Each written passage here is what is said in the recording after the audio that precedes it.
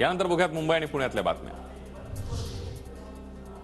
आमदार रवींद्र धंगेकरांवर गुन्हा दाखल। पुण्यातील कार्यक्रमावेळी पालिका अधिकाऱ्याला शिवीगाळ केल्याप्रकरणी गुन्हा दाखल। बांद्रा वर्सोवा सीलिंग 2027 अखेरीस पूर्ण होण्याची शक्यता। जुहू जोड मार्गामध्ये बदल झाल्यानं कामास विलंब।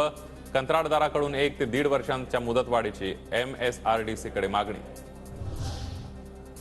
पुणे मेट्रो स्थानकांची नावं बदलण्यासाठी प्रशासनाकडून नवी समिती।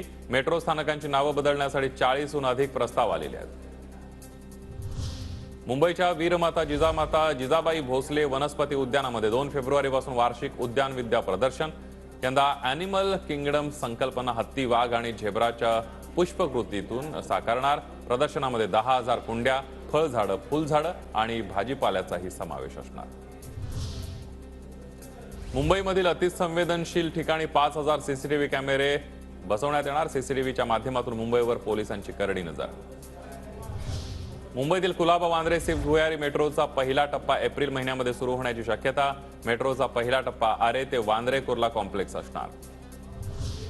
मुंबईमध्ये 70% सर्वेक्षण पूर्ण। 23 जानेवारीपासून आतापर्यंत एकूण 95% घरांना पालिका अधिकारी आणि कर्मचाऱ्यांची भेट। 19.4% घर बंद होती, तर 10.4% लोकांनी सर्व्हेसाठी दिला नकार। पुणे पोलिसांकडूनच पोलीस स्टेशनमध्ये चोरी। पुणे पोलीस दलातील 4 पोलीस कर्मचाऱ्यांचं निलंबन। गुन्ह्यातील जप्त दुचाक्या परस्पर विकल्या। लोणी काळभोर पोलीस स्टेशनच्या कर्मचाऱ्यांचा प्रताप। 10वीचं हॉल तिकीट बुधवारपासून मिळणार। हॉल तिकीट 31 जानेवारीपासून शाळांच्या लॉग इन मध्ये उपलब्ध होणार। हॉल तिकीटसाठी विद्यार्थ्यांकडून अतिरिक्त शुल्क न घेण्याच्या शिक्षण मंडळाच्या सूचना।